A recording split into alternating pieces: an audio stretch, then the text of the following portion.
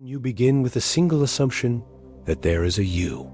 It feels unshakable, like a fixed point from which every other certainty extends.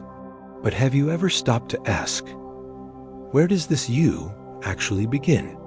If you strip away the layers, the language you speak, the memories you cling to, the emotions you claim as yours, what remains? Neuroscientists have tried to isolate the self in the brain, mapping neural activity with precision, so fine they can watch thoughts form in real time. Yet when they look for the exact point where a decision is born, they find something unsettling. Benjamin Liebig's famous experiments in the 1980s revealed that the brain initiates an action before you become aware of deciding to do it, up to half a second earlier. You experience the feeling of choosing, but the choice has already been made.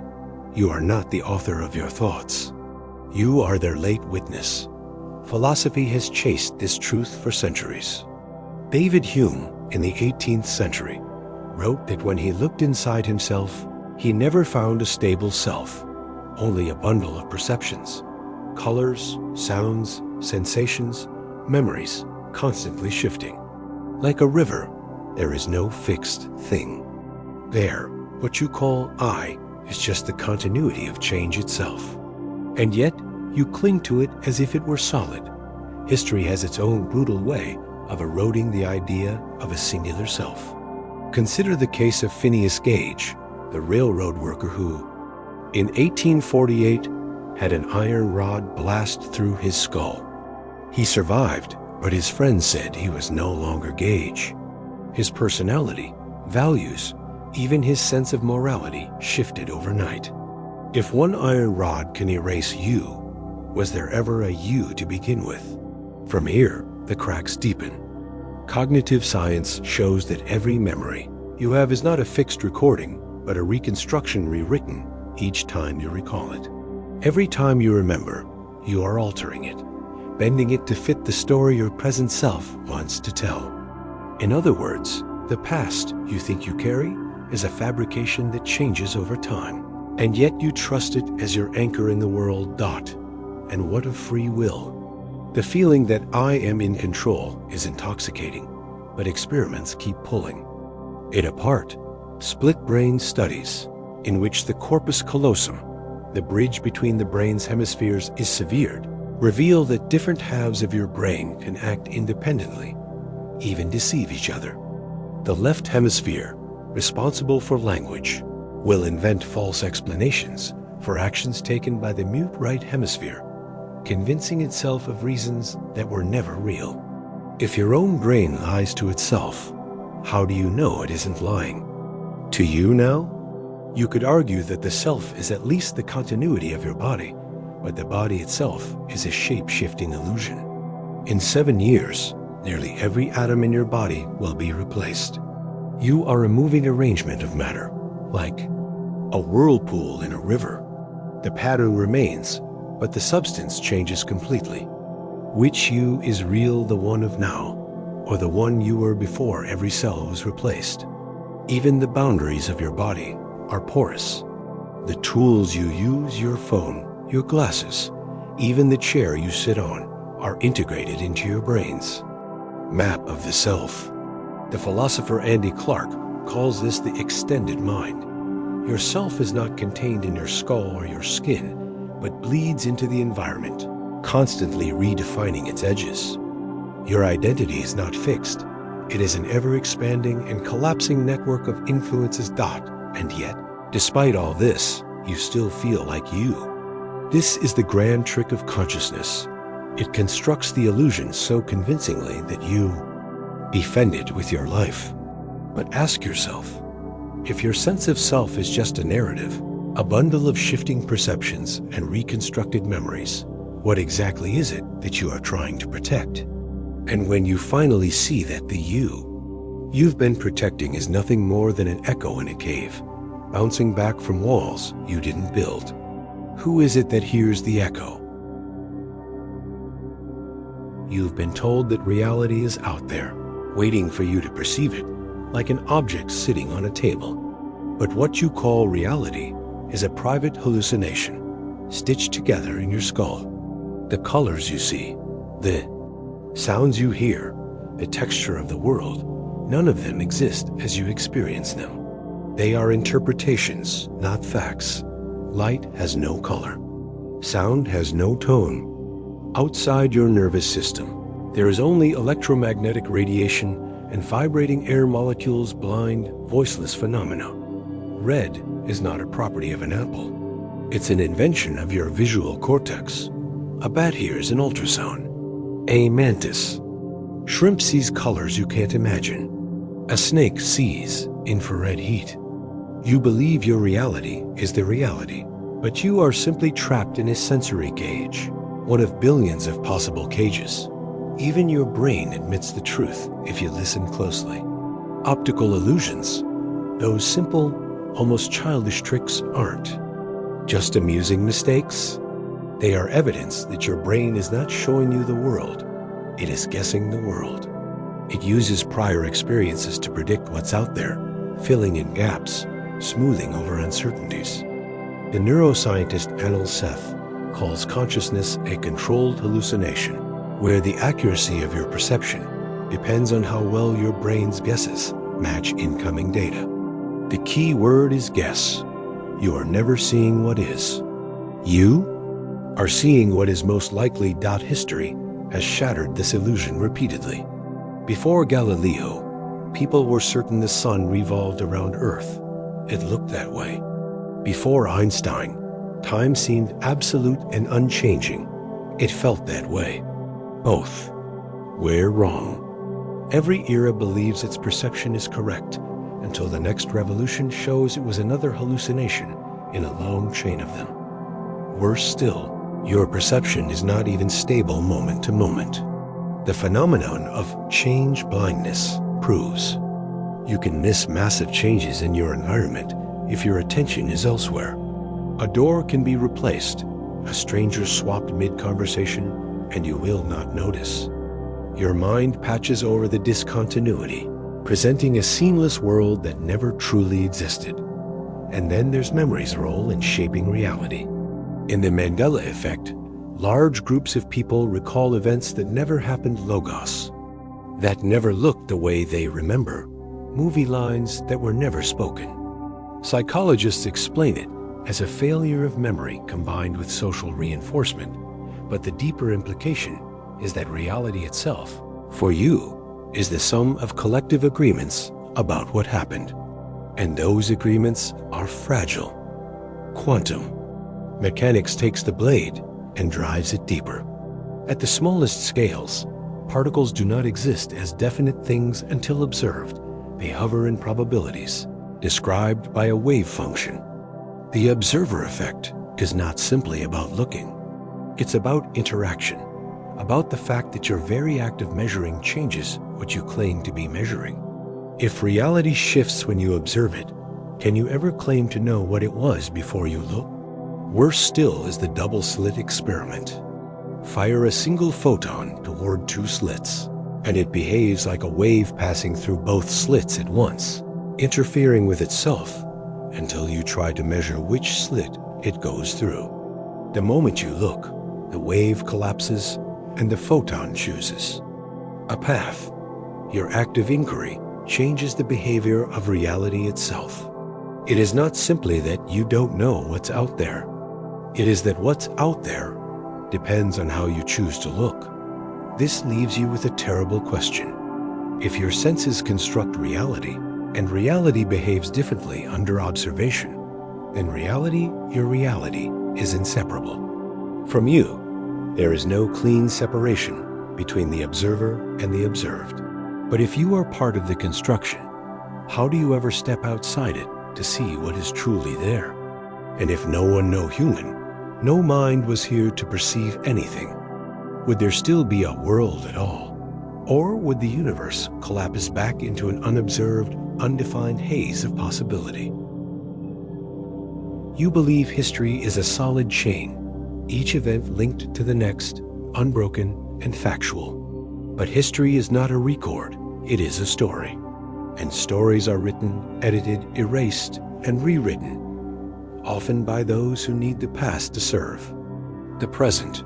Consider that everything you know about the past has been filtered through the hands of others.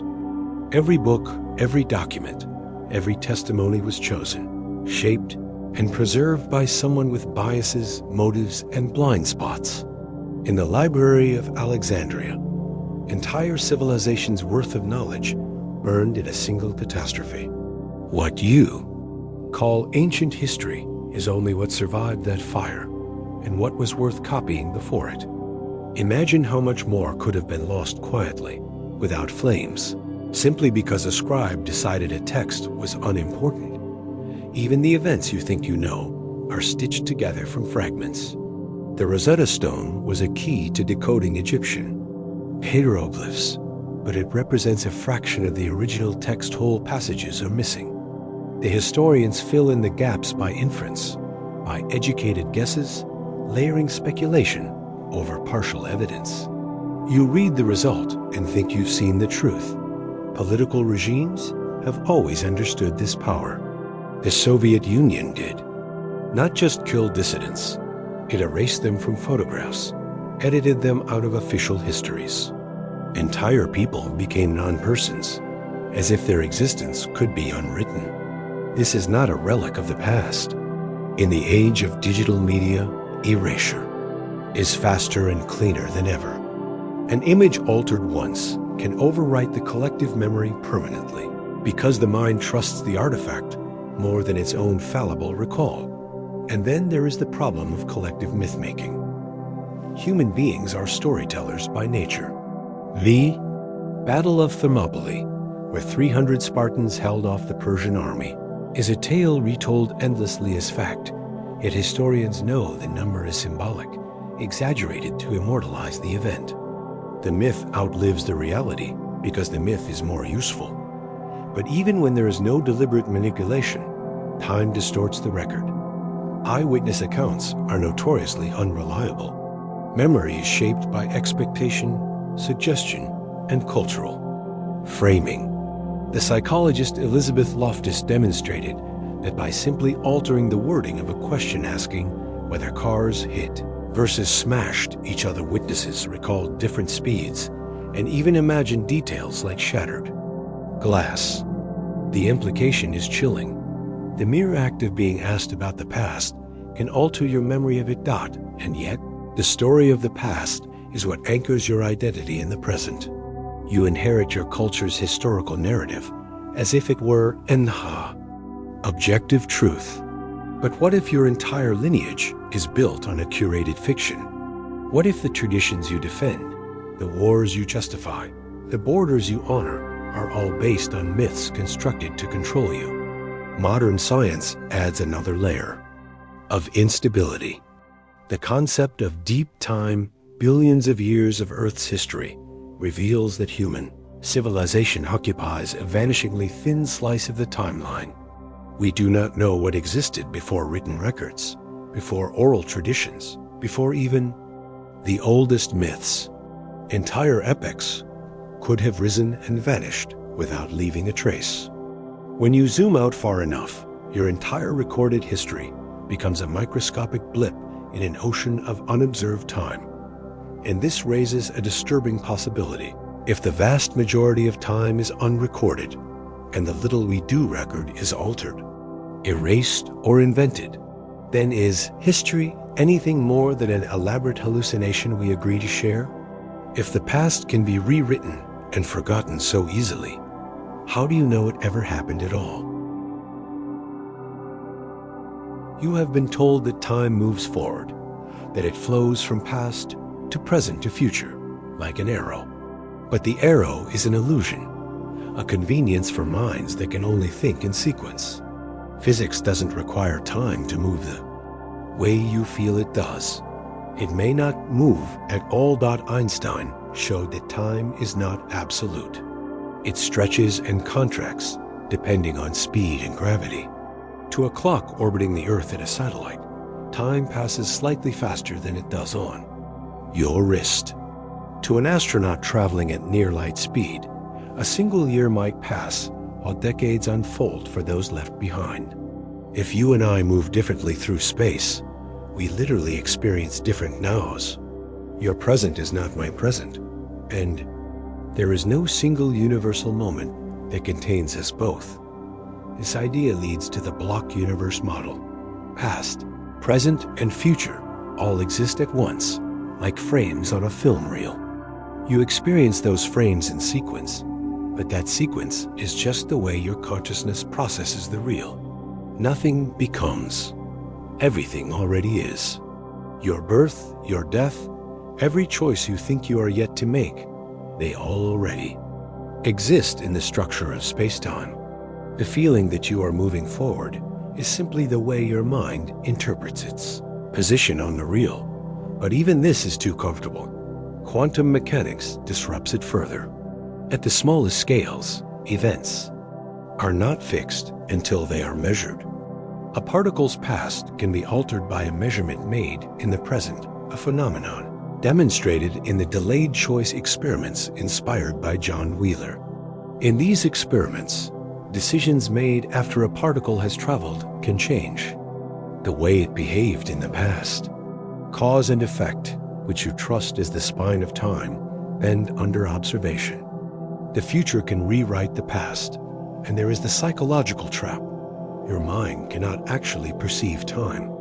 Neuroscience shows that your brain collects sensory information over short intervals and stitches it together into a moment. Experience as now. This stitching means you are always living slightly in the past, reacting to a constructed playback instead of a live feed. Every now you feel is already over by the time you feel it. Even your personal timeline is unreliable. Think of déjà vu, that eerie feeling that you are reliving the moment. One explanation is a minor glitch in memory processing. Your brain files an experience into long-term memory before it is finished perceiving it, tricking you into thinking it has already happened. But what if déjà vu is not a glitch? What if it's a leak, a brief awareness that you are caught in a loop, or a recognition that the moment you are in is one you've already occupied in another branch of time? And if time is not a flowing river, but an endless landscape, then death is not an end, it is just another location. You never go anywhere. You are simply fixed in every place you have ever been and will ever be.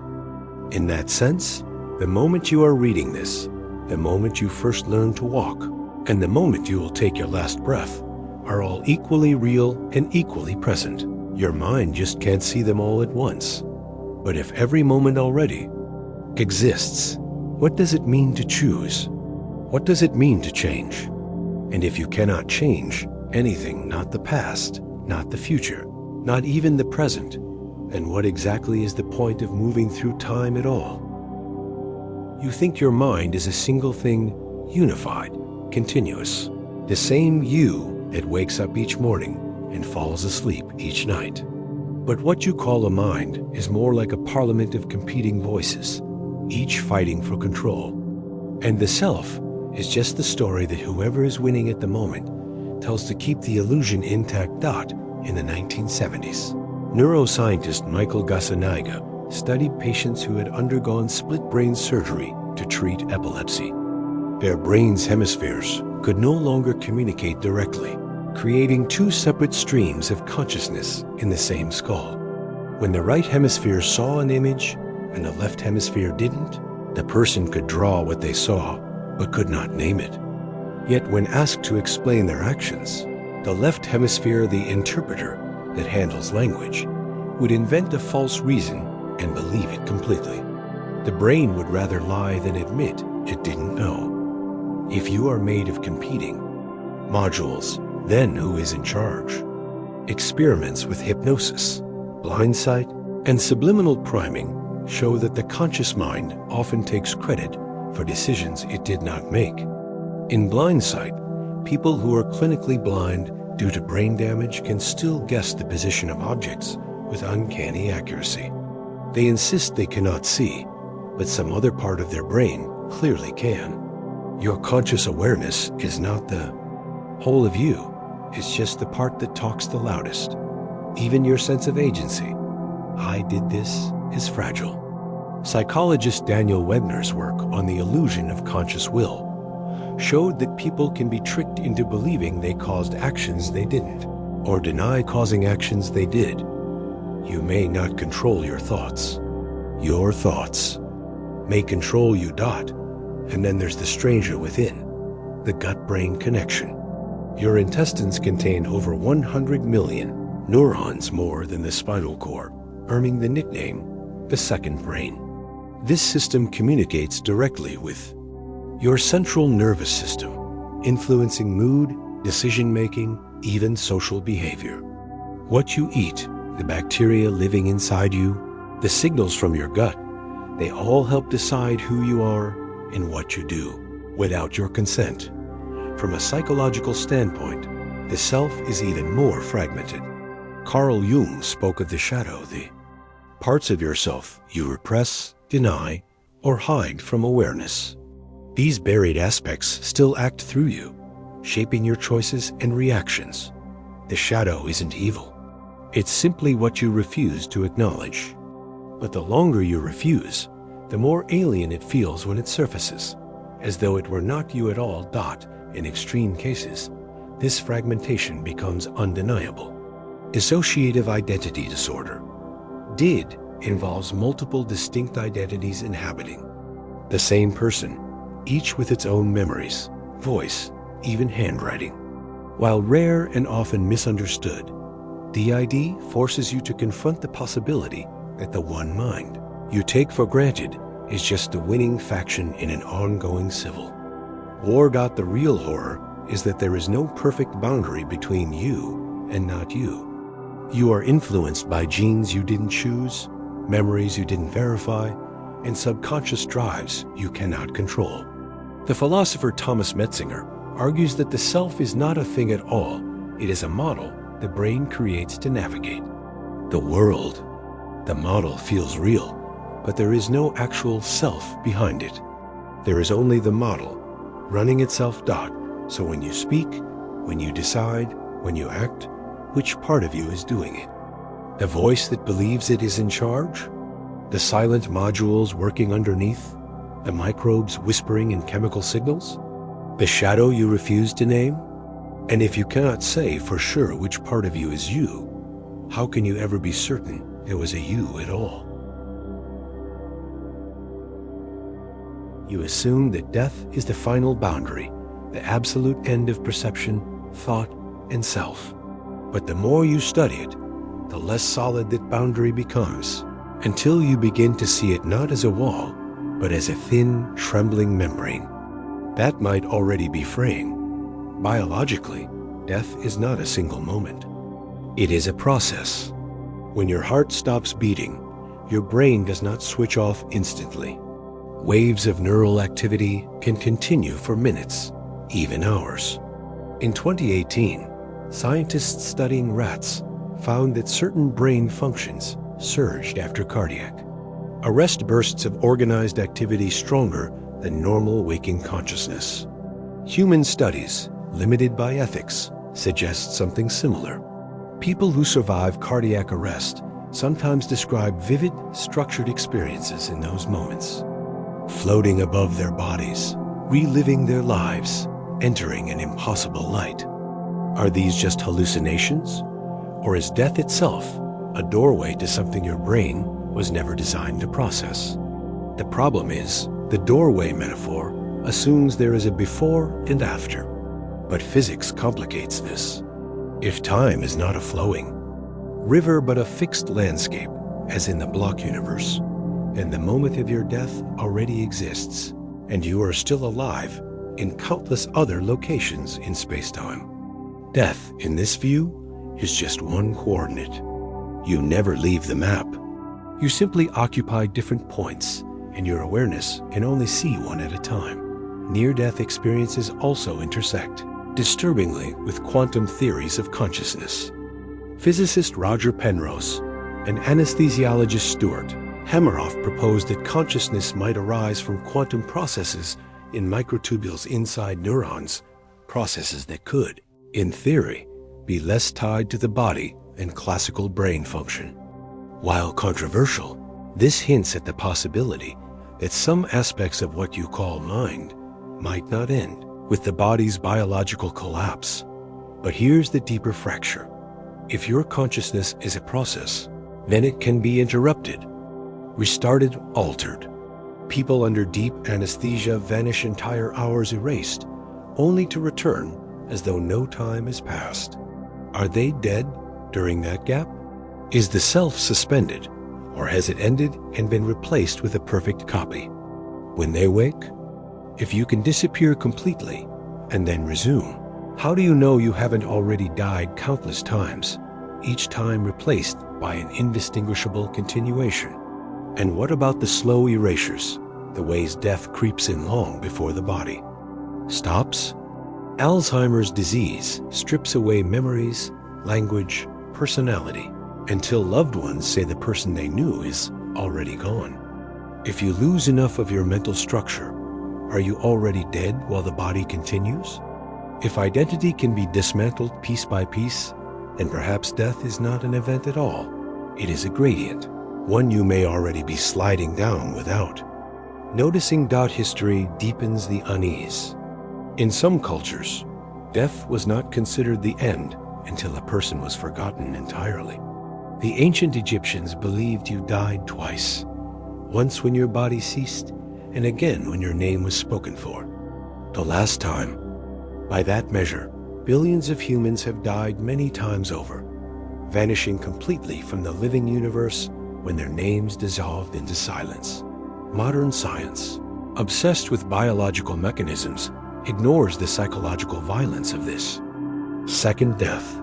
Even now, most of the humans who have ever existed are utterly gone, not just physically, but informationally. No record, no trace, no echo. Entire lives, thoughts, loves, and fears erased as if they never happened. And so you stand here, alive for now, staring at the thin membrane ahead. You tell yourself it is solid, final, inevitable. But membranes leak, processes blur, boundaries dissolve. You cannot even say for certain when you began. How can you be so sure when you will end? And if the self is just a flickering construction inside a dissolving body, then what, exactly, is it that dies? You think the universe is vast and external, something out there into which you are dropped like a pebble in an ocean. But what you call the universe may be nothing more than the inside of your own mind, projected outward. And mistaken for an independent reality, dots start with perception. Everything you see, hear, touch, taste, and smell is a translation.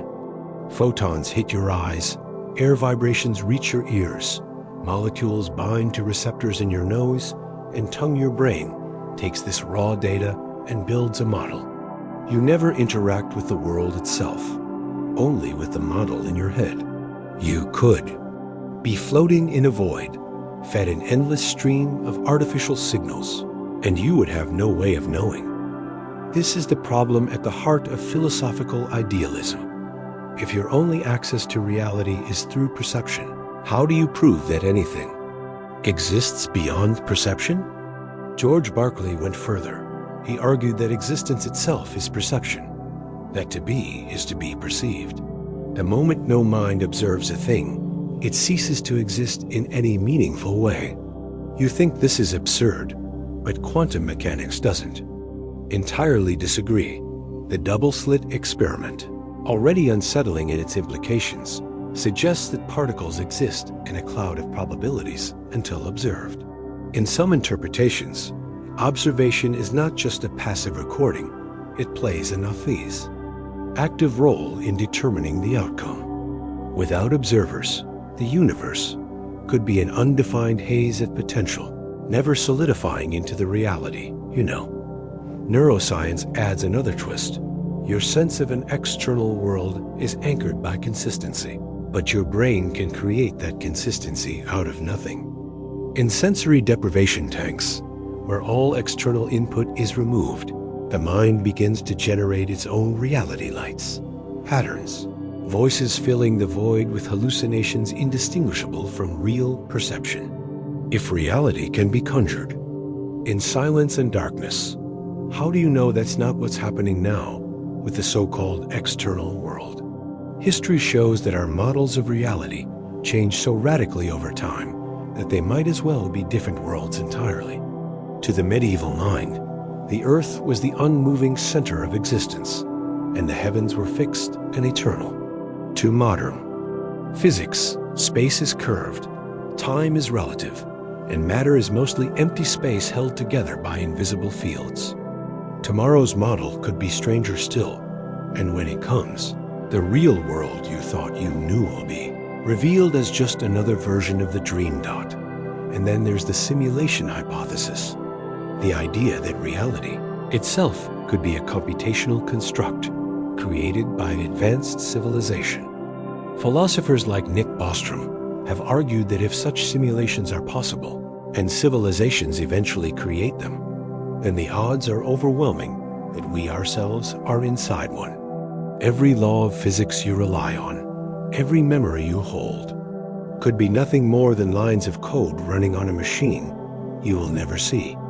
But even if you dismiss the simulation argument, you cannot escape solipsism, the possibility that you are the only mind in existence. Everyone you meet, every face you love, every conversation you have could be a projection of your consciousness. You cannot prove otherwise. The philosopher René Descartes sought a single certainty and found only this: I think, therefore I am. He could not confirm the existence of anything else, not even the people who argued with him.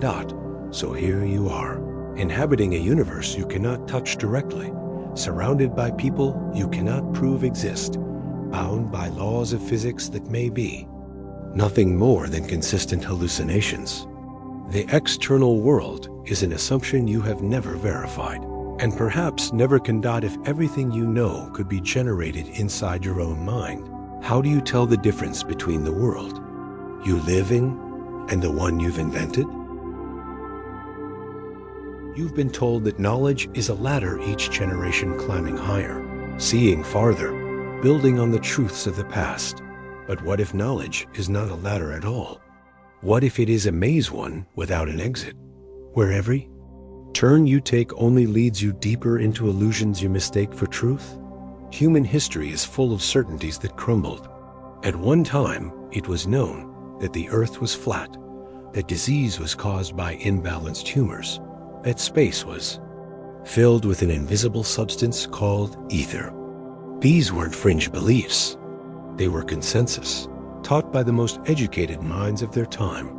The collapse of these certainties did not bring clarity, only the replacement of one framework of error with another, and perhaps worse. The collapse is still happening now. Modern science, for all its rigor, is not immune to this churn. Paradigm shifts happen because our most trusted models are eventually proven wrong. Newton's laws were replaced by Einstein's relativity. Classical physics was shattered by quantum mechanics. Even quantum mechanics may be incomplete. The frameworks you trust today are simply the ones whose cracks you have not yet noticed. Cognitive science reveals another trap your brain does not seek truth, it seeks survival. Perception, memory, and reasoning evolve not to see reality as it is, but to construct a useful fiction. If an illusion helps you stay alive, your mind will keep it, no matter how false it is. The world you know is not the world that exists. It is the one most convenient for your survival. Even mathematics, the supposed language of absolute truth, hides paradoxes that cannot be resolved. Kurt Gödel's incompleteness theorems prove that in any consistent mathematical system complex enough to describe arithmetic, there will be truths that cannot be proven within that system. The implication is devastating.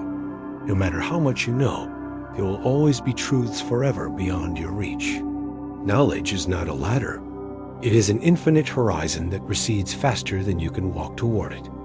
Philosophy has wrestled with this for millennia. Skepticism, radical doubt warns that nothing can be known with certainty. Pyrrho of Elis, one of its earliest proponents, claimed that the only rational stance is suspension of judgment. But suspending judgment does not lead to peace. It leads to paralysis. If you cannot know anything for certain, how do you act? How do you choose? Worse still, what you believe you know now may not even be yours. Memetics, the study of ideas as self-replicating units, suggests that thoughts behave like viruses. They spread from mind to mind, not because they are true, but because they are good at replicating. Religion, political ideology, conspiracy theories, these are not carefully chosen beliefs, but infections you caught. The ideas inside you may have more control over you than you have over them. And if that's not enough, consider the possibility that the universe itself might be unknowable at its core. The physicist Werner Heisenberg's uncertainty principle states that certain properties, like a particle's position and momentum, cannot be known simultaneously with perfect accuracy. This isn't a limitation of technology. It is a feature of reality. There may be a fundamental limit to what can be known, built into existence itself. You tell yourself that you are moving toward truth, step by step, generation by generation. But what if there is no truth waiting for you at the end? What if every answer you find only opens deeper, darker questions, until you realize there was never an exit from the maze in the first place? And if there is no exit, no way to stand outside the maze and see the whole, then how can you ever be certain you are not simply walking in circles, calling it progress? You believe that logic is your anchor, that if everything else crumbles, reasoning will remain. But logic itself is not the bedrock you think it is. It is a set of rules invented by the human mind, rules that may not even apply outside the small, artificial space you call reality. Consider the law of non-contradiction. Something cannot be both true and false at the same time, in the same respect. It feels fundamental, unbreakable, but quantum mechanics laughs at it. A particle can be in multiple states simultaneously, a superposition, until observed. Schrödinger's cat is both alive and dead, not metaphorically, but in the actual formalism of the theory. Your logical categories cannot contain the behavior of reality. They fracture under its weight. Even mathematics, often seen as pure and universal, hides inconsistencies. Russell's paradox exposed a flaw in naive set theory. If you create a set of all sets that do not contain themselves, you end up with a contradiction. Does this set contain itself? If it does, then it shouldn't. If it doesn't, then it should. The paradox is unavoidable. It shows that certain basic ways of thinking about collections of things lead to logical collapse. And then there is the liar's paradox. This statement is false. If it's true, then it's false. If it's false, then it's true. You cannot resolve it because it is self-referential, a snake eating its own tail. Your mind was not built to handle infinite recursion, yet reality may be full of it. Gigel's incompleteness theorems deepen the wound. In any sufficiently powerful system of logic, there will be statements that are true but cannot be proven within that system. That means your logical framework is forever incomplete. There will always be truths that live beyond its borders, unreachable, untouchable. The more you look, the more you see that logic is not a discovery, it is a lens. You are not peering through a clear window at reality. You are looking through a shaped piece of glass, one that bends and distorts according to the way your mind evolved. If the universe operates on rules your brain is incapable of grasping, then your logic is just a provincial dialect of thought, useful only in this tiny human-scale environment. And what of paradoxes in the physical world? In the twins paradox from relativity, two identical twins age at different rates depending on their motion through space. Both are right from their own perspective, yet their experiences diverge irreversibly. the contradiction dissolves. Only when you accept that your intuition about time and simultaneity is wrong, fatally wrong. History has shown how easily logical certainty collapses when confronted with new data. Before non-Euclidean geometry, it was assumed that the angles of a triangle must always add up to 180 degrees. It was a logical necessity until it wasn't. On curved surfaces, that sum can be greater or less. What felt like eternal truth turned out to be a local rule, not a cosmic law. And yet, you cling to logic as if it were immune to decay. You trust it to guide you through the chaos, not realizing it may only work here, in this narrow band of reality your species inhabits. Step outside this range into the quantum, into the cosmic scale, into the truly alien, and your reasoning may unravel completely. So if the very structure of your thinking is just one fragile construct among many, how do you ever know if you're reasoning toward truth, or just building an intricate prison of thought around yourself? You take comfort in the idea of the self, that there is an unbroken thread tying the child you once were to the person you are now. This self feels like a constant observer, a silent witness, watching your life unfold from behind your eyes. But what if the self is nothing more than an illusion, a story your brain tells to keep the chaos of experience from scattering into meaningless fragments? Philosophers like David Hume argued that if you look inward for this self, you will not find it. You will find thoughts, sensations, emotions, flashes of perception, but no solid core tying them together. There is no unchanging I. Inside you, just a bundle of experiences, loosely stitched together by memory. Modern neuroscience twists the knife further. Split brain experiments show that when the brain's hemispheres are disconnected, two separate streams of consciousness can emerge, each unaware of the other's thoughts. Which one is you? If consciousness can be split, it can also merge, dissolve, or be replaced. The self is not a fixed thing, it is a process, and processes can be altered beyond recognition. Consider amnesia. A person can lose all their memories, yet retain skills, habits, and personality quirks. Is that still the same person? Or have they become someone else entirely? If who you are depends on memory, then each time you forget something, a tiny piece of you disappears forever.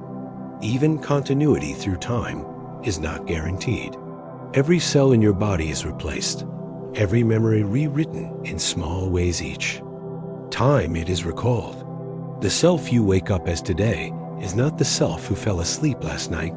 It is a new configuration, inheriting the thoughts and stories of its predecessor. You are not a single river of identity. You are a chain of temporary selves, each passing the torch to the next. Buddhist philosophy goes further, rejecting the idea of a permanent self altogether. It calls this illusion anatta no self. The pain you feel, the fear of death, the clinging to identity, all of it is based on mistaking a temporary process for a permanent soul. To awaken is to see that there is no solid you to defend or preserve. Yet, without this illusion, meaning becomes slippery. If there is no enduring self, then whose life are you living? If every moment births a new you, then the person who makes a promise is not the same person who must keep it. Morality, responsibility, even love, they all depend on the assumption that identity persists. Still, the cracks are visible. Your mind is a stage, and you are just the main character in an ongoing improvisation. The script is rewritten every second, and the actor playing you changes without your noticing.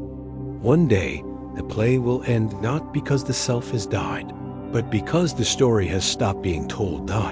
So when you whisper I in your head, who is it that's really speaking? And more disturbingly, who is listening?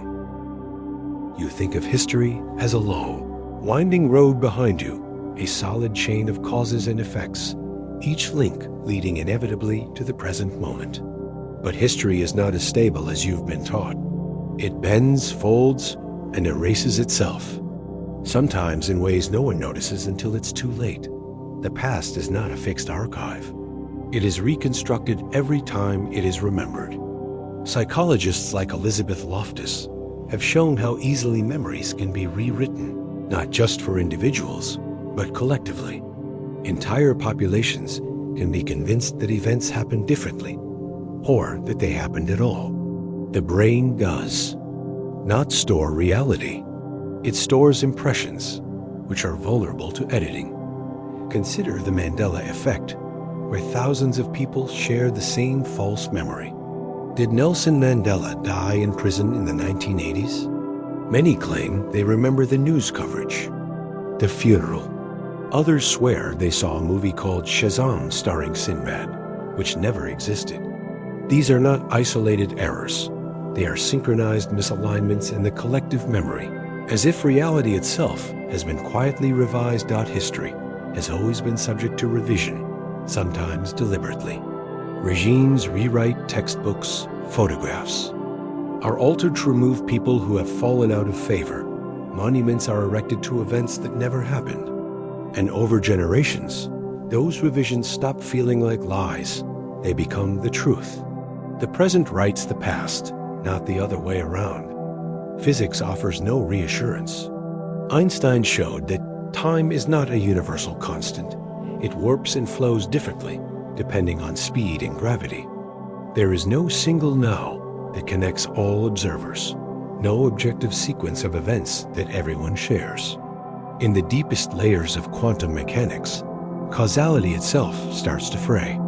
Effects can seem to occur before their causes, and particles can influence each other instantly across space, as if they bypass time entirely. And then there's the block universe theory, the idea that past, present, and future all coexist simultaneously.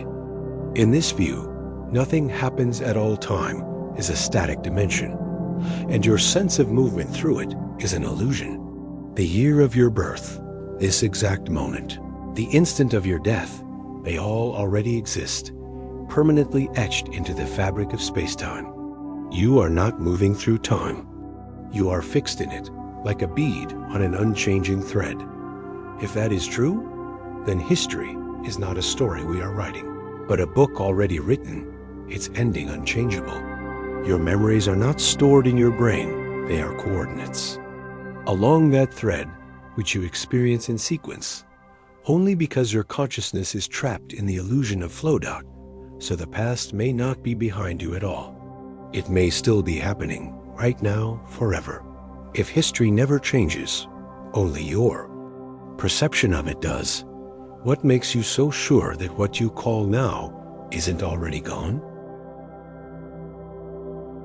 You rely on perception as if it were a faithful servant, an unfiltered connection between you and reality. You believe that what you see is out there, and what you hear is really happening. But perception is not reality. It's a hallucination refined by evolution to keep you alive, not to tell you the truth. Neuroscience confirms this. Donald Hoffman's interface theory of perception suggests that the world you see is nothing like what actually exists. Instead, your brain builds a user interface, like icons on a desktop, to hide the incomprehensible complexity beneath. You don't see photons striking your retina, you see a sunset. You don't perceive the frantic chemical exchanges. Inside a cell, you see a flower. The brain lies, and the lie is all you have. Take color. There is no such thing as red in the outside world. There are only electromagnetic wavelengths, interpreted by your nervous system. Someone with different photoreceptors, an alien, an animal, even a person with color vision deficiency would experience a completely different visual world. And yet you assume your red is the same as mine, as if there were an objective thing called redness floating in space. Thought it gets worse. Your brain fills in what it doesn't have time to process. The blind spot in each eye, your mind paints over it. Rapid eye movements between fixed points, Your brain edits the footage to hide the jerks. Even your sense of a stable, continuous present is fabricated. The now you experience is a stitched-together buffer of the immediate past. You are always lagging behind reality by fractions of a second. Psychologists have shown how easy it is to hack this system. Optical illusions reveal how perception can be bent until your brain insists on seeing something that isn't there. The McGurk effect makes you hear a sound differently depending on what you see a mouth saying. Inattentional blindness causes you to miss a gorilla walking across a basketball court because you were counting passes. You think you are observing reality, but you are actually filtering and editing it based on expectation. The philosophical blow comes from Immanuel Kant. You can never know the thing in itself, only the phenomenon reality as it appears to you through the filter of your senses and cognition. The real world is forever inaccessible, wrapped in a layer of perception you can't remove. And yet, there's a deeper problem. If perception is an interface, and you can never get behind it, how can you be sure there is something behind it at all? How do you know you aren't inhabiting an elaborate dream or a simulation so perfect that its edges will never be visible? What happens when the curtain never lifts because the curtain is all there is? You think there's a you and there's some stable point in the storm, an observer behind the eyes. You think there's a captain steering the ship. But the harder you look for this self, the less you find. The Buddhists were centuries ahead of neuroscience when they claimed the self was an illusion. In the doctrine of anatta no self, they argued that what you call you is just a bundle of constantly changing processes, sensations, thoughts, emotions, perceptions. There is no enduring soul or core. You are a river that mistakes itself for a stone. Modern science agrees, though it arrives there through different corridors. Split brain studies, where the connection between brain hemispheres is severed, reveal two separate streams of consciousness in the same skull, each capable of acting independently, sometimes even in conflict. Which one is you? Both? Neither? Consider Benjamin Liebig's famous experiments. By measuring brain activity during decision-making, he found that the brain initiates actions before you become aware of deciding. The electrical readiness potential appears hundreds of milliseconds before the conscious I claims ownership of the decision. The self isn't in control. It's a narrator arriving late to the scene, writing the script after the play has already begun. Worse still, the self is porous. Change the chemistry of the brain and the personality shifts. Damage the frontal lobe and moral judgment warps. Flood the system with dopamine or serotonin, and you think and feel differently. This suggests you are not some immaterial essence, but a temporary pattern of neural firing, entirely contingent on physical conditions. Philosopher Derek Parfit took it to the edge with his thought experiments on personal identity. Imagine a teleportation machine that scans your body atom by atom, destroys you, and rebuilds you perfectly somewhere else. Is that still you? What if the original wasn't destroyed, and now there are two yous claiming continuity? The problem isn't just that we can't answer. It's that the question reveals how slippery the concept of you really is. Your life feels like a continuous movie, but memory is the editor, and the editor is unreliable. You don't recall events as they were. You recall them as they were last remembered, with each act of remembering altering the original. Most of what you call your life story is a reconstruction, a fiction stitched together from fragments, confabulations, and gaps. The self telling it believes it's the same self from 10 years ago, but continuity is just an illusion produced by overlapping narratives. So where does that leave you? If the self is just a story, the brain tells itself constantly edited, endlessly malleable, then who exactly is reading this sentence? If there is no one in the driver's seat, who or what is feeling the terror right now? You think memory is your anchor, the proof that you have lived, that you have been. But what if the memories you cling to are not just fragile, they are manufactured, edited, and in some cases, completely false? What if your entire sense of self is built on a story that never actually happened? Cognitive psychology has shown, again and again, that memory is not a recording device. It's a reconstruction process. Every time you recall a moment, your brain doesn't pull out a stored video and replay it. Instead, it rebuilds the event from scattered fragments, details, emotions, associations, and in doing so, it alters them. You're not remembering the event. You're remembering the last time you remembered it. Elizabeth Loftus' groundbreaking work on false memories proved this with terrifying clarity.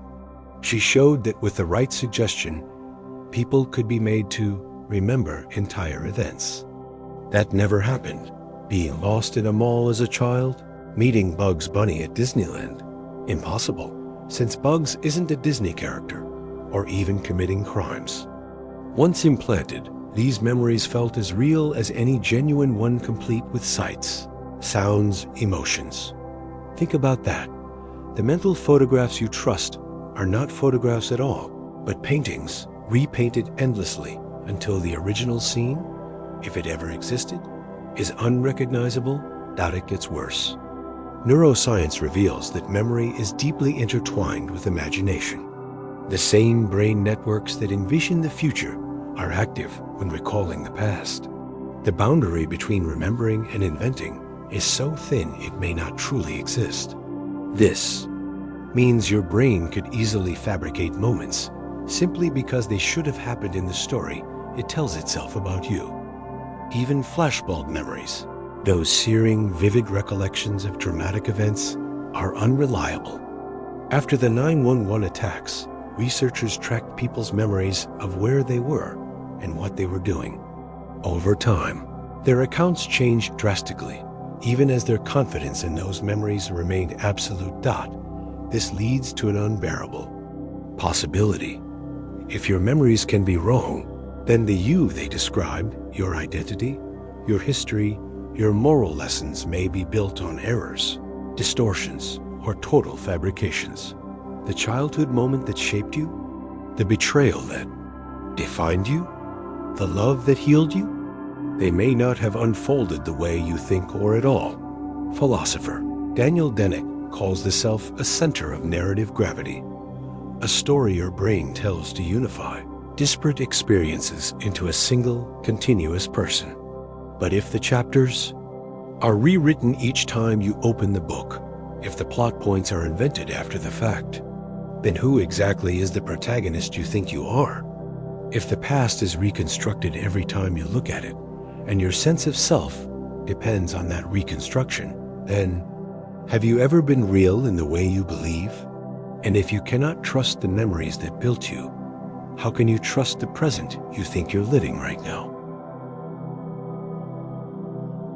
You believe you are making choices. You believe that at this very moment, you could stop reading, close the screen, and walk away. You believe that the act of staying or leaving is yours, born from your will. But that belief is only the first layer of the lie. Neuroscience has been quietly dismantling the notion of free will for decades, and the results are devastating.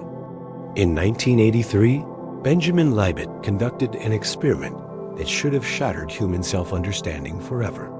He asked participants to perform a simple action, pressing a button whenever they felt like it, while measuring their brain activity.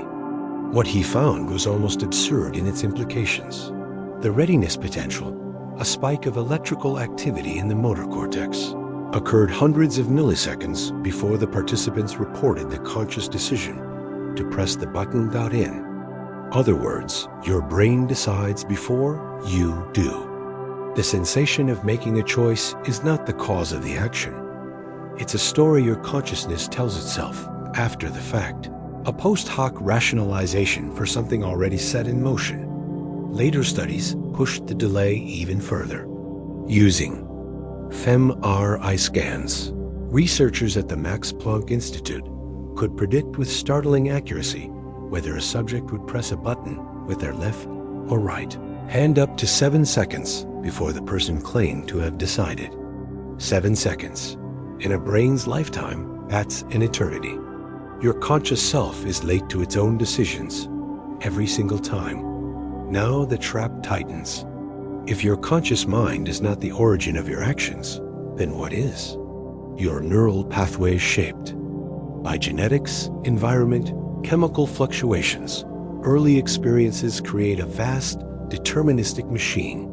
You are the sum of inherited DNA, developmental conditioning, and moment-to-moment biochemical states. Not the choice you think you're making is a cascade of neuron firings set in motion long before you're aware of them. The decision to read this sentence wasn't born in your mind just now.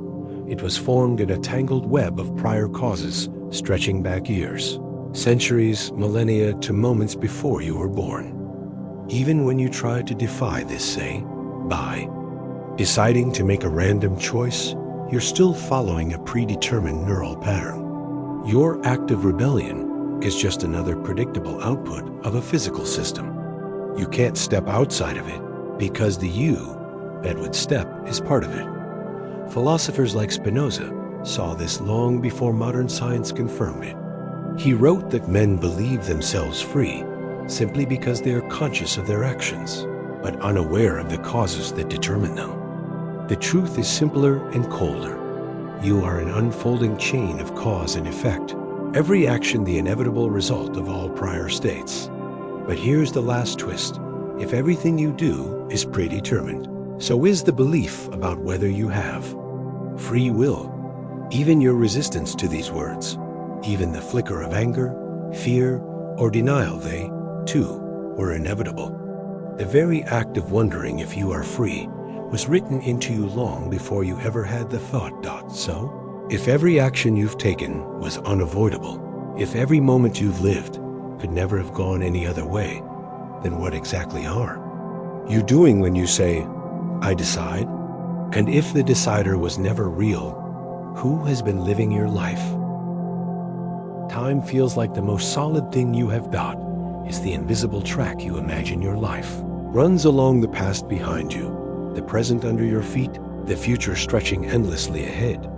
But the closer you look, the more this track begins to dissolve, until you can't find it at all. Physicists already know something you don't want to hear. Time is not what you think it is.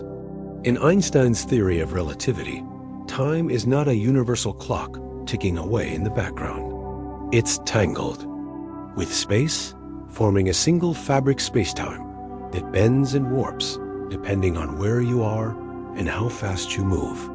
A minute for you may not be a minute for someone else. Time is local, relative, slippery, but relativity is just the crack in the surface. The deeper fracture comes from a far stranger truth. In the equations that describe the fundamental laws of physics, time doesn't exist at all.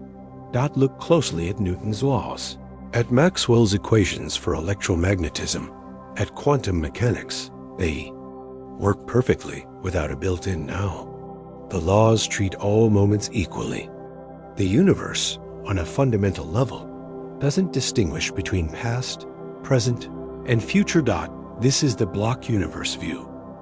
Picture space-time as a vast, four-dimensional structure. Your birth, your death, every moment in between, they all already exist, fixed like frames of a film. You are not moving through time. You are a stationary pattern in the block, and the sensation of flowing from one moment to the next is just your consciousness lighting up one frame after another. Your future is already there, waiting. You don't enter it, it's part of the structure, just as unchangeable as your past. The idea of becoming is an illusion. Everything already is, but the knife twists deeper when you remember the free will problem. If the future is already set, then not only are your choices predetermined, they are also already happening. In some far-off region of space-time, you have already died. Somewhere else, you are still a child. Every version of you exists eternally, all at once. If that's true, then your life is not a journey, It's a sculpture. You're not carving it as you go. It was carved long before you ever saw it. Now think about your most precious memories. You imagine them receding into the past, but in the block universe, they're still there, still real as this moment. You could say you never lose anything, but you also never truly gain anything. You just move your awareness along a fixed structure, and if time is not flowing, then what exactly is changing? If every moment exists eternally, what? Does it even mean to say that you are alive right now? Maybe now was never real to begin with. You look around and you think you're seeing the world, but you're not. You're seeing your brain's simulation of the world, an internal hallucination, so convincing you mistake it for reality. Neuroscience has been saying this for decades. Perception is not a mirror. It's a guess. Your eyes do not deliver raw truth to your mind. They send fragmented, noisy signals. Your brain takes those signals, compares them to its vast library of past experiences, and constructs a version of reality it assumes will be useful for survival. That means you don't see the world as it is. You see it as your brain predicts it to be. This controlled hallucination model, championed by neuroscientists like Anil Seth, changes everything. Every color you see, not out there your brain paints it. Every sound, just vibrations translated into your mind's invented language. Even the feeling of your body, its weight, its edges, is a guess your nervous system is constantly updating. And here's the part that should make your stomach turn. There is no way to step outside this hallucination to check whether it matches reality. You are trapped in it forever. Even the very concept of outside is part of the hallucination. Philosophers have known this trap for centuries. Descartes wondered whether he might be dreaming right now. Kant argued that the things in themselves, the raw, actual reality, are forever unknowable to us. We only experience the phenomena our minds can render, now fold in something worse. Evolutionary biology suggests that accuracy was never the point. In Donald Hoffman's interface theory, natural selection doesn't reward organisms for perceiving reality correctly. It rewards them for perceiving what's useful. You see the icons your mind invented, not the raw machinery behind them, just as you click on a blue folder icon on your computer without ever seeing the actual code or hardware. If that's true, the world you think you live in isn't just incomplete, it's fundamentally false. The tree you see isn't the real tree. The person in front of you isn't the real person. The room around you isn't the real room. All of it is a symbolic, distorted user interface designed to keep you alive, not to tell you the truth. Here comes the recursive collapse. If the brain is part of the body, and the body is part of the world, then the brain making the hallucination is itself inside the hallucination it's making. There is no observer standing outside reality to witness it. There is no you outside the dream. So when you look in the mirror, what exactly is looking back? And if both the reflection and the you perceiving it are part of the same hallucination, who or what is dreaming you into existence? You think there is a you that's somewhere, hidden beneath the noise of thoughts, decisions, and impulses.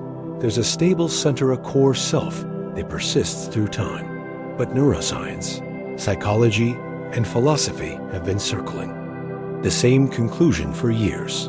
The self is an illusion. It's not even a controversial claim among cognitive scientists anymore. The brain has no self-center. There's no single spot where you are located. Instead, there are distributed networks performing processes, memory retrieval, sensory integration, decision-making, and together, these processes give rise to the feeling of being a unified person. The feeling is convincing because it has to be. Evolution needed creatures that could act as coherent agents in the world. But look too closely, and the coherence falls apart. David Hume, in the 18th century, described what happened when he tried to observe his own mind directly. All he ever found were passing perceptions, sensations, thoughts, feelings, never a stable self behind them. In Buddhism, this is anatta, the doctrine of no self. The self is a convenient fiction, stitched together from momentary experiences, like frames of a film. Modern neuroscience confirms it. Split brain experiments in the 20th century were then most. Corpus callosum, connecting the two brain hemispheres, was severed, produced something uncanny. One hemisphere would act without the other's knowledge, yet both halves would still insist there was one unified person. When questioned, the speaking hemisphere would invent explanations for actions it didn't cause. Just to preserve the illusion of unity, your brain lies to you about who you are. Constantly, memory, too, is treacherous. We think it's a record of who we've been, but it's more like a reconstruction, a guess rewritten every time we recall it. This means that the you remember being 5 years ago isn't a record of a past self. It's the current brain's present day guess about that past. A guess pretending to be continuity. No. Here's the part you don't want to think about. If your self is just a pattern that exists in the moment, and that pattern changes over time, then the person hearing this sentence is not the same person who started reading it. Your identity is like a sandcastle being rebuilt grain by grain while the tide slowly takes it apart.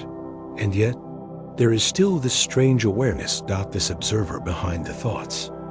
But if the observer is also just another process, another construct, then what's left? If there is no you behind the mask, who is it that feels the mask slipping? You think you live in time, that there's a past you came from, a present you occupy, and a future you're moving toward. But what if that's not how reality works at all? Physics has been whispering something disturbing for over a century. Time may not be what it feels like. In Einstein's theory of relativity, there is no universal now. The concept of a single shared present moment dissolves once you account for the fact that the speed of light is finite. Two observers moving at different speeds or standing in different gravitational fields will not agree on the order in which events happen. This isn't just a quirky thought experiment. It's been measured. Your head experiences time faster than your feet because it's slightly farther from Earth's gravitational pull. Your GPS wouldn't work if scientists didn't account for the fact that time runs differently for satellites orbiting above you. The more we look, the less time appears to be an absolute backdrop for events. Instead, it behaves like a flexible dimension woven into space itself. Some physicists go further. They say that time doesn't flow at all. The block universe theory suggests that past, present, and future all exist equally like pages in a book. The sensation of moving through time is just the brain reading the pages in sequence. You're not traveling toward the future. You're already in it, frozen in a four-dimensional structure. If that's true, the moment you think of now is just one coordinate in space-time. You never leave it. You never arrive anywhere. The you 5 minutes from now isn't waiting ahead. It's already there, fixed, unchanging. And the you from 5 minutes ago hasn't disappeared.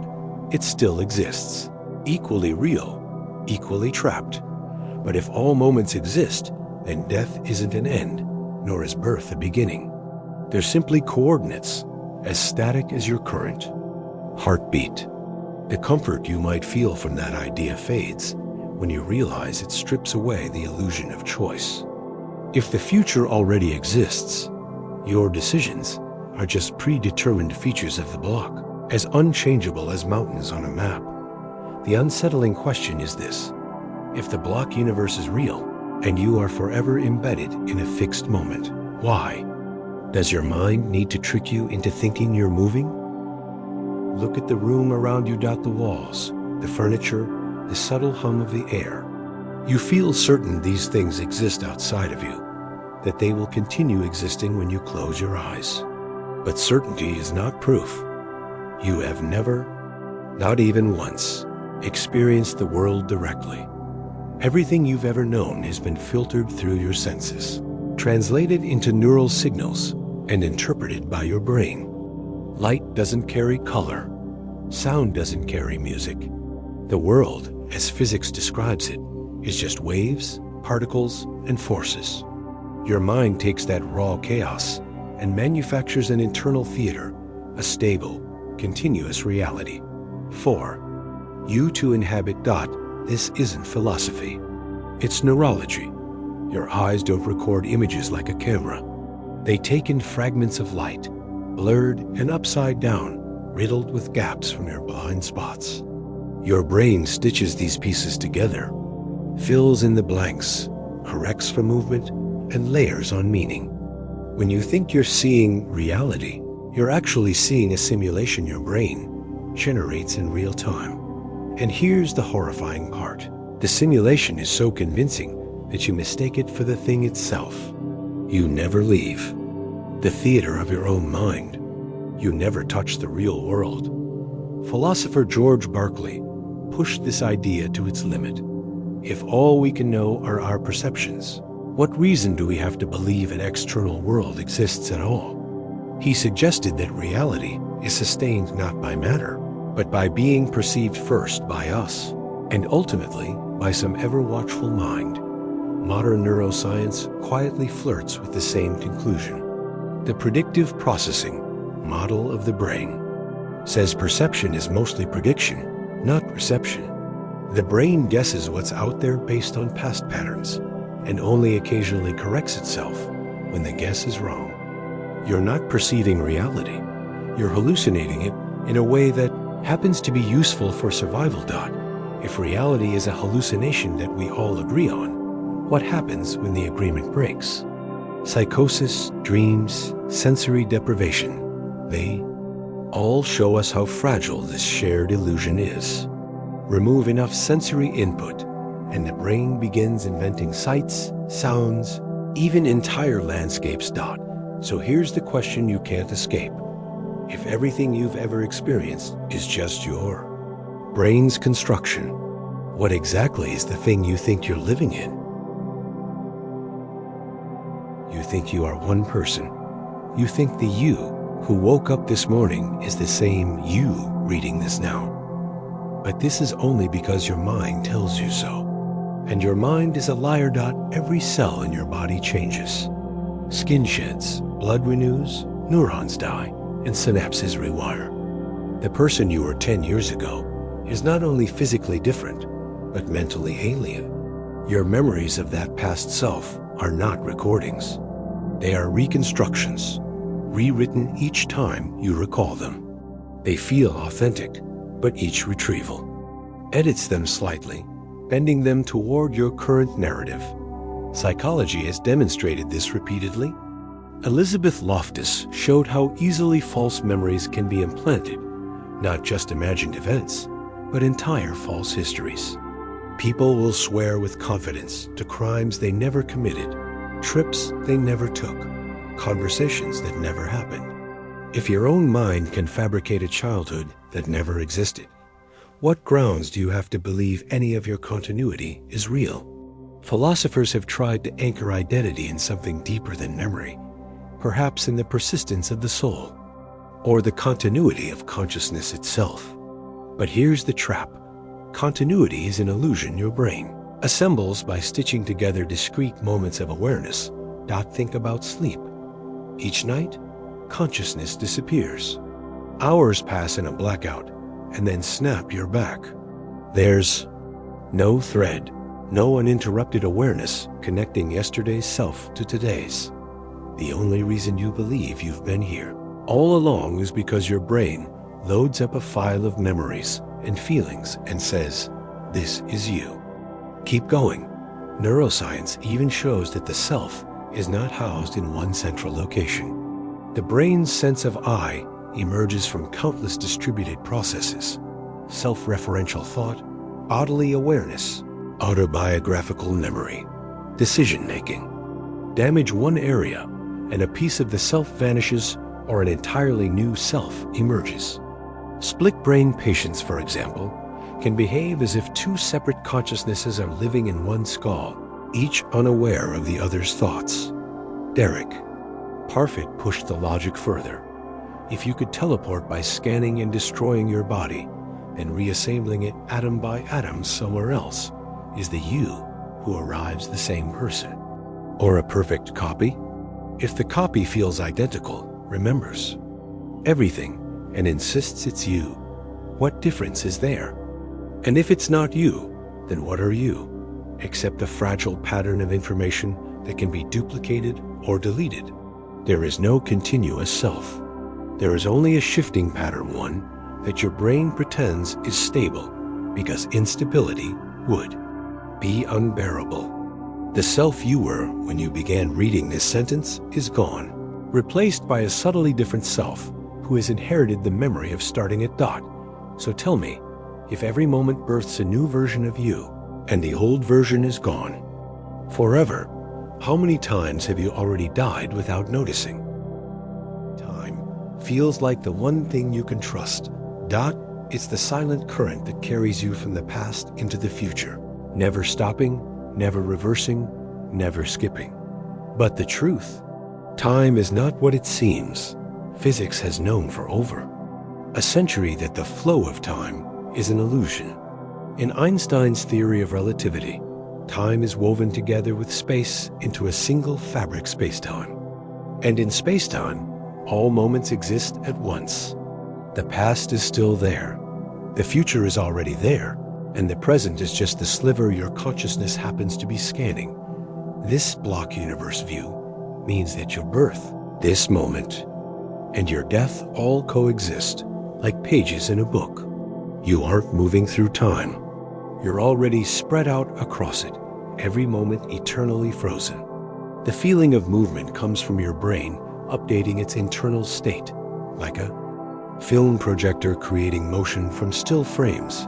Even stranger, time is relative. If you were to travel near the speed of light or sit in the grip of intense gravity, time would slow down for you compared to someone far away. You could leave Earth, spend a few hours near a black hole, and return to find decades had passed.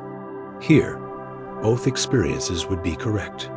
There's no single universal clock ticking away the real now dot, and then there's quantum mechanics where events don't seem to happen in a neat before and after order at all. In some experiments, the choice you make now appears to affect what happened in the past.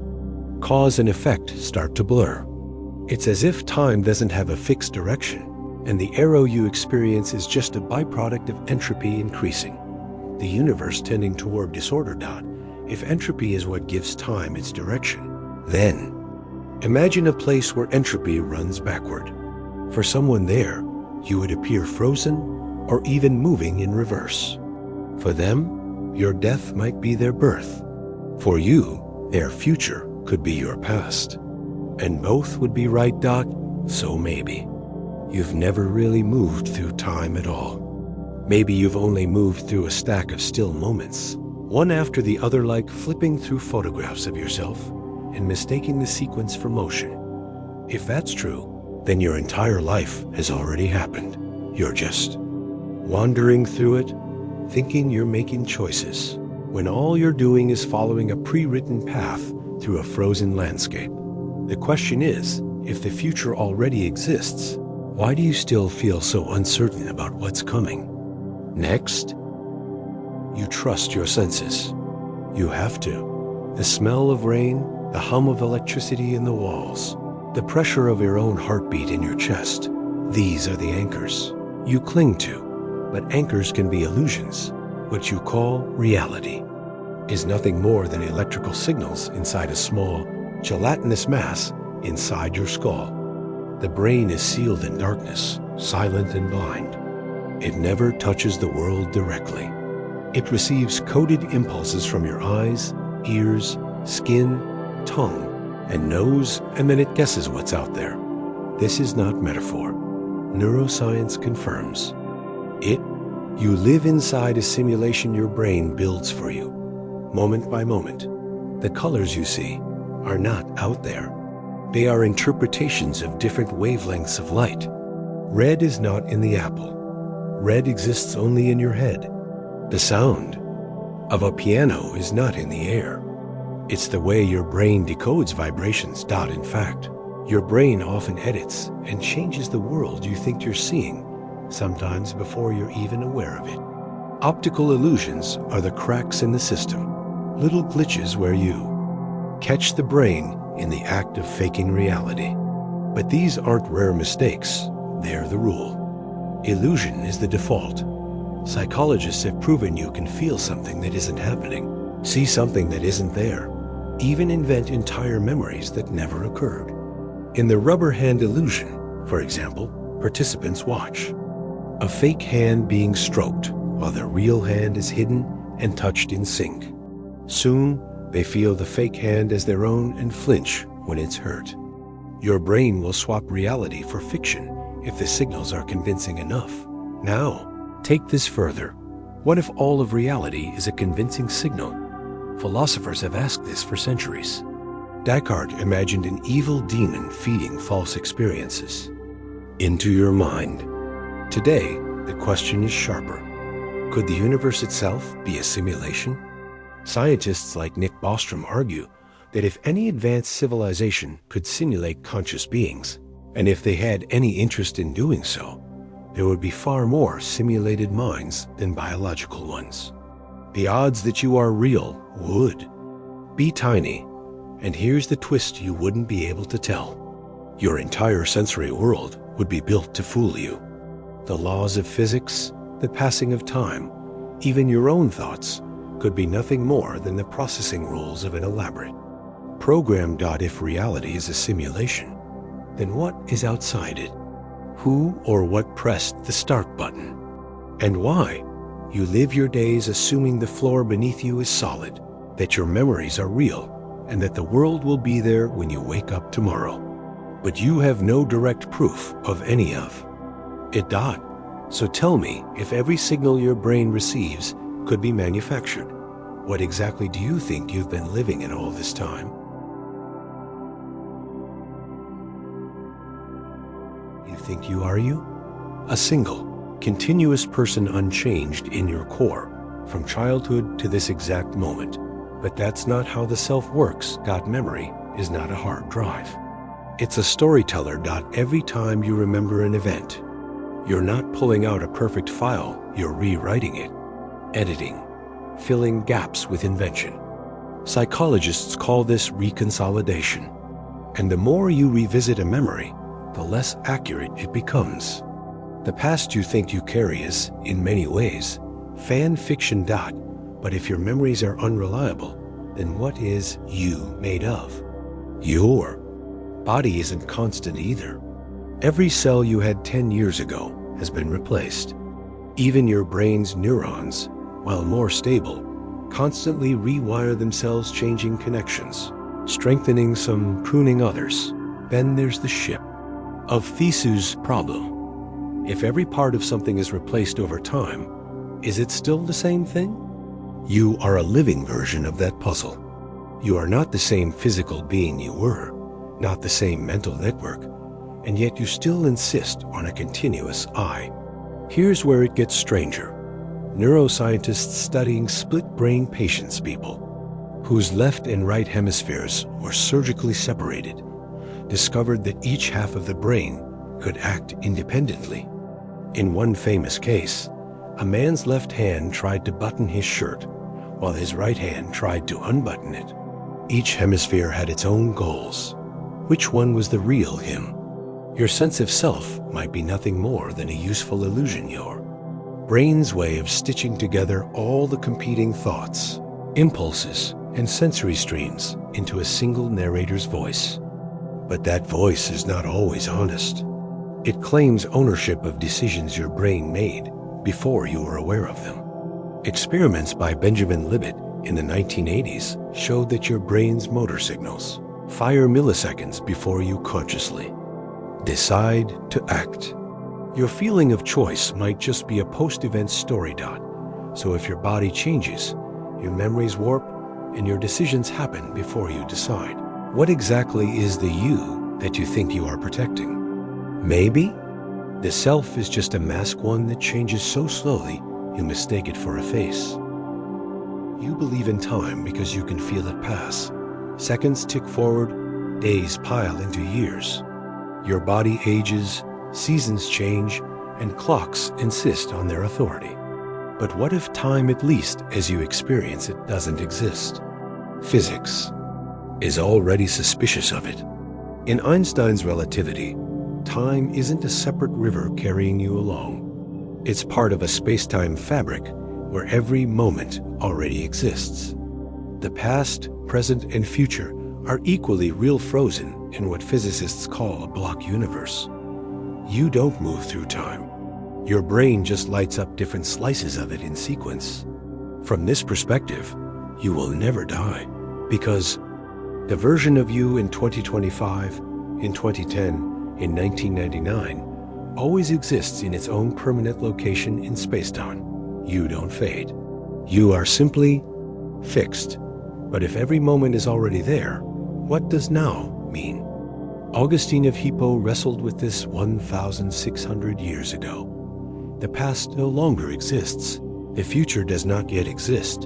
And the present, by the time you think of it, has already slipped away. Your now is just your mind's attempt to trap something. That can't be trapped. Even worse, your sense of time's flow can be hacked. Neuroscientists have shown that the brain doesn't process events instantaneously. It buffers them, smooths them, edits them to create a coherent story. When you catch a falling glass, you think you reacted instantly, but you didn't. You reacted to a prediction your brain made fractions of a second ago. Your present is always delayed. You are always living slightly in the past. And then there's Julian Barber's radical proposal. Time is an illusion entirely. He argues that the universe is just a collection of nows, static configurations of matter, with no true flow between them.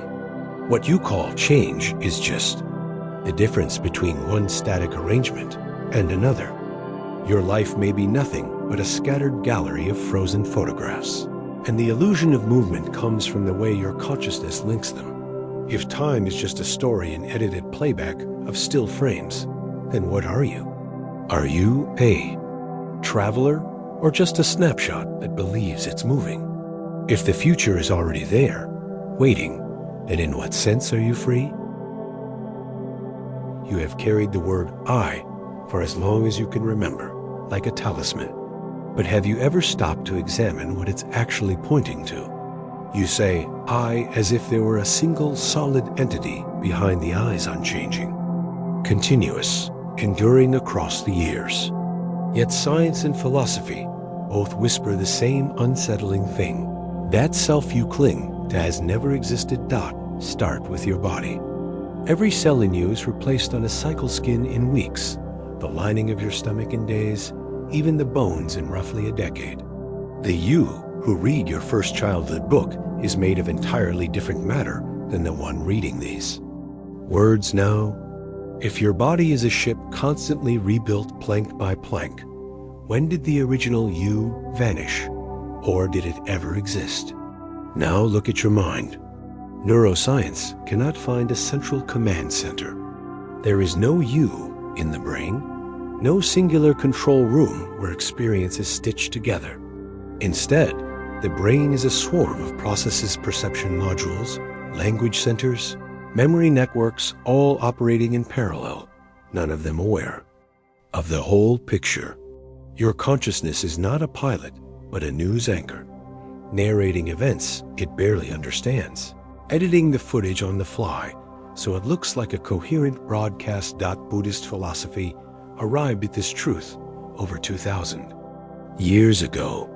They call it anatta, no self, the insight that the self is an illusion generated by clinging to passing sensations, thoughts, and memories. The you of one moment is not the you of the next. Each is just a temporary pattern of experience, arising and vanishing in an unbroken stream. Psychology adds another twist. Memory, the glue you think binds your life together, is shockingly unreliable. Experiments show that each time you recall an event, you don't pull out a perfect recording, you reconstruct it, often altering details without realizing. You are not remembering your past, you are rewriting it. If the memories change and the body changes, and the mind is just a collection of shifting processes, what exactly is this thing you call you? The illusion of self is evolution's trick. 4. Survival. A stable I makes long-term planning possible. It gives the body a reason to avoid danger and seek pleasure. But like the mask of a performer, it is not the actor, it is the role. You've been living inside a character your entire life, without realizing the stage beneath your feet out. So here's the question you can't ignore. If there is no enduring you, then who is it that has been reading these words? You think you are choosing to read this. You think the yes you typed a moment ago was a conscious decision, birthed from some deep, private freedom. But what if that feeling is a trick and after image your brain paints over something far more mechanical? Neuroscience has been quietly dismantling the idea of free will for decades.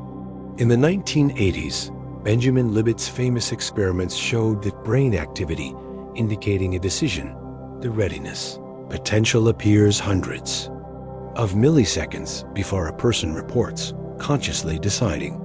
Your neurons begin to act before you are aware of deciding to act. This means the moment you choose is not the cause of your action. It's a delayed awareness of something that's already begun. Later, studies pushed it even further. Using brain scans, researchers could predict your decisions up to 7 seconds before you made them. 7 seconds. That's an eternity in the realm of thought. Your belief that you are steering your own life may be nothing more than the brain's PR department taking credit for things already set in motion. And if every decision you've ever made is just the end point of a chain of prior causes, your genetics, your upbringing, the shape of your neurons, where is the you in the process? Could you have chosen differently if everything that makes you you is the result of causes you never chose? Philosophers like Spinoza believed we are not free at all, only ignorant of the chains that bind us. We call our actions free because we do not see the hidden gears, the biology, the memories, the culture that made them inevitable. Even your sense of regret is suspect. If you should have acted differently in the past, then somewhere in the timeline of possible realities, there should exist a version of you that did. But in the block universe, every choice you ever made was fixed from the start. You could no more have avoided them than the moon could avoid its orbit. And here's the final knife. If your choices are determined, then so is your belief in determinism. You are not deciding to accept or reject this. You are merely arriving at the only conclusion you ever could. If you were to truly understand that nothing you've ever done could have been otherwise, what meaning would the word you have left? You've always felt time as a flowing river past behind you, future ahead, and the present moment like a raft carrying you forward.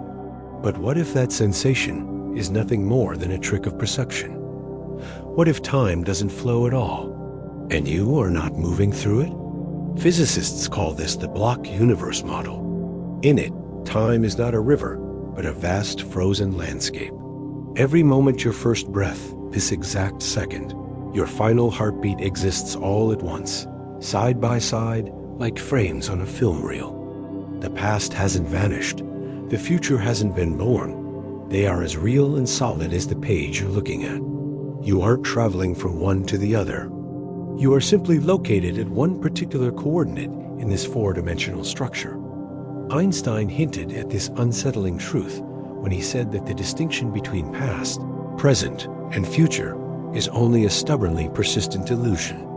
According to relativity, two observers moving differently can disagree about the order of events. For one, a star might explode before a planet forms. For another, the planet forms first. In this framework, now is not universal. It is personal, shifting, subjective. If time is already laid out in its entirety, then the future is not something waiting to be decided. Your victories, your losses, your last words, they already are. You can't change them any more than you can change the color of the sky in yesterday's memory. Free will starts to look like a character in a movie, believing they can alter the ending. But if you think this theory robs life of meaning, pause. In a block universe, every moment you've ever loved is eternal. That instant you laughed until you couldn't breathe still exists, untouched, and will always exist. The child you once were is still chasing fireflies somewhere in space-time.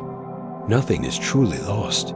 It is all simply elsewhere. Of course, this raises a chilling thought. If every moment is equally real, then the version of you lying in the dark tonight is no more present than the version of you lying in a hospital bed decades from now.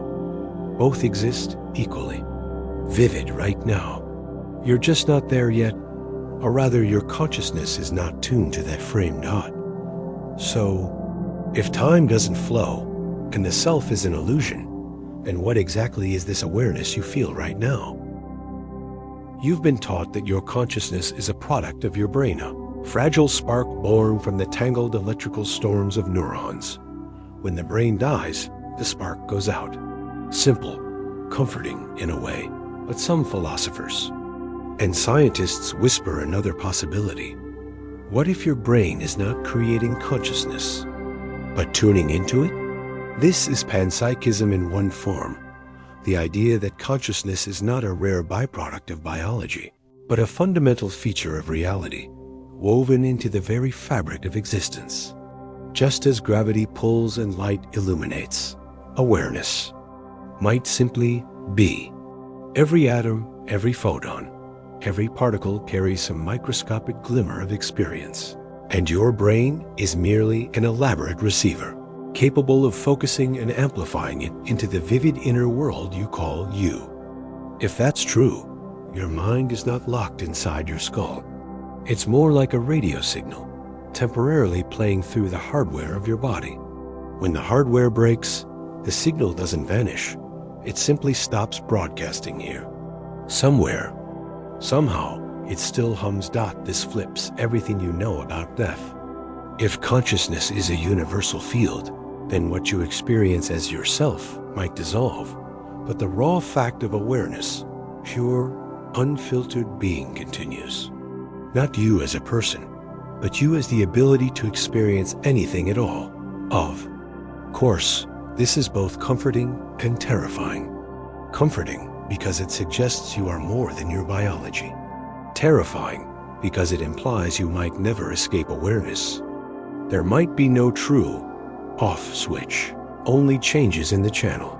And here's the most disturbing twist. If consciousness is everywhere, then the universe itself might be aware in some alien, unfathomable way. Every gust of wind, every burning star, every drifting speck of dust could be part of a vast mind that dwarfs your own. You are a thought in that mind, a flicker, a whisper. But then the question becomes, if the universe is conscious, does it notice you? Look at the room around you. The walls, the furniture, the subtle hum of the air. You feel certain these things exist outside of you, that they will continue existing when you close your eyes. But certainty is not proof. You have never, not even once, experienced the world directly. Everything you've ever known has been filtered through your senses, translated into neural signals, and interpreted by your brain. Light doesn't carry color. Sound doesn't carry music. The world, as physics describes it, is just waves, particles, and forces. Your mind takes that raw chaos and manufactures an internal theater, a stable, continuous reality. For you to inhabit. This isn't philosophy. It's neurology. Your eyes don't record images like a camera. They take in fragments of light, blurred and upside down, riddled with gaps from your blind spots. Your brain stitches these pieces together, fills in the blanks, corrects for movement, and layers on meaning. When you think you're seeing reality, you're actually seeing a simulation your brain generates in real time. And here's the horrifying part. The simulation is so convincing that you mistake it for the thing itself. You never leave the theater of your own mind. You never touch the real world. Philosopher George Berkeley pushed this idea to its limit. If all we can know are our perceptions, what reason do we have to believe an external world exists at all? He suggested that reality is sustained not by matter, but by being perceived first by us, and ultimately by some ever-watchful mind. Modern neuroscience quietly flirts with the same conclusion. The predictive processing model of the brain says perception is mostly prediction, not reception. The brain guesses what's out there based on past patterns, and only occasionally corrects itself when the guess is wrong. You're not perceiving reality. You're hallucinating it in a way that happens to be useful for survival. If reality is a hallucination that we all agree on, what happens when the agreement breaks? Psychosis, dreams, sensory deprivation, they all show us how fragile this shared illusion is. Remove enough sensory input, and the brain begins inventing sights, sounds, even entire landscapes. So here's the question you can't escape. If everything you've ever experienced is just your brain's construction, what exactly is the thing you think you're living in? You think you are one person. You think the you who woke up this morning is the same you reading this now. But this is only because your mind tells you so. And your mind is a liar. Every cell in your body changes. Skin sheds, blood renews, neurons die, and synapses rewire. The person you were 10 years ago is not only physically different, but mentally alien. Your memories of that past self are not recordings. They are reconstructions, rewritten each time you recall them. They feel authentic, but each retrieval edits them slightly, bending them toward your current narrative. Psychology has demonstrated this repeatedly. Elizabeth Loftus showed how easily false memories can be implanted, not just imagined events, but entire false histories. People will swear with confidence to crimes they never committed, trips they never took, conversations that never happened. If your own mind can fabricate a childhood that never existed, what grounds do you have to believe any of your continuity is real? Philosophers have tried to anchor identity in something deeper than memory, perhaps in the persistence of the soul, or the continuity of consciousness itself. But here's the trap. Continuity is an illusion your brain assembles by stitching together discrete moments of awareness. Think about sleep. Each night, consciousness disappears. Hours pass in a blackout, and then snap, you're back. There's no thread, no uninterrupted awareness connecting yesterday's self to today's. The only reason you believe you've been here all along is because your brain loads up a file of memories and feelings and says, this is you. Keep going. Neuroscience even shows that the self is not housed in one central location. The brain's sense of I emerges from countless distributed processes: self-referential thought, bodily awareness, autobiographical memory, decision-making. Damage one area, and a piece of the self vanishes, or an entirely new self emerges. Split-brain patients, for example, can behave as if two separate consciousnesses are living in one skull, each unaware of the other's thoughts. Derek Parfit pushed the logic further. If you could teleport by scanning and destroying your body and reassembling it atom by atom somewhere else, is the you who arrives the same person? Or a perfect copy? If the copy feels identical, remembers everything, and insists it's you, what difference is there? And if it's not you, then what are you, except a fragile pattern of information that can be duplicated or deleted? There is no continuous self. There is only a shifting pattern, one that your brain pretends is stable because instability would be unbearable. The self you were when you began reading this sentence is gone, replaced by a subtly different self who has inherited the memory of starting at dot. So tell me, if every moment births a new version of you, and the old version is gone forever, how many times have you already died without noticing? Time feels like the one thing you can trust. Dot, it's the silent current that carries you from the past into the future, never stopping, never reversing, never skipping. But the truth, time is not what it seems. Physics has known for over a century that the flow of time is an illusion. In Einstein's theory of relativity, time is woven together with space into a single fabric spacetime. And in spacetime, all moments exist at once. The past is still there, the future is already there, and the present is just the sliver your consciousness happens to be scanning. This block universe view means that your birth, this moment, and your death all coexist like pages in a book. You aren't moving through time. You're already spread out across it, every moment eternally frozen. The feeling of movement comes from your brain updating its internal state, like a film projector creating motion from still frames. Even stranger, time is relative. If you were to travel near the speed of light or sit in the grip of intense gravity, time would slow down for you compared to someone far away. You could leave Earth, spend a few hours near a black hole, and return to find decades had passed. Here, both experiences would be correct. There's no single universal clock ticking away the real now dot, and then there's quantum mechanics where events don't seem to happen in a neat before and after order at all. In some experiments, the choice you make now appears to affect what happened in the past. Cause and effect start to blur. It's as if time doesn't have a fixed direction, and the arrow you experience is just a byproduct of entropy increasing. The universe tending toward disorder. If entropy is what gives time its direction, then imagine a place where entropy runs backward. For someone there, you would appear frozen or even moving in reverse. For them, your death might be their birth. For you, their future could be your past. And both would be right.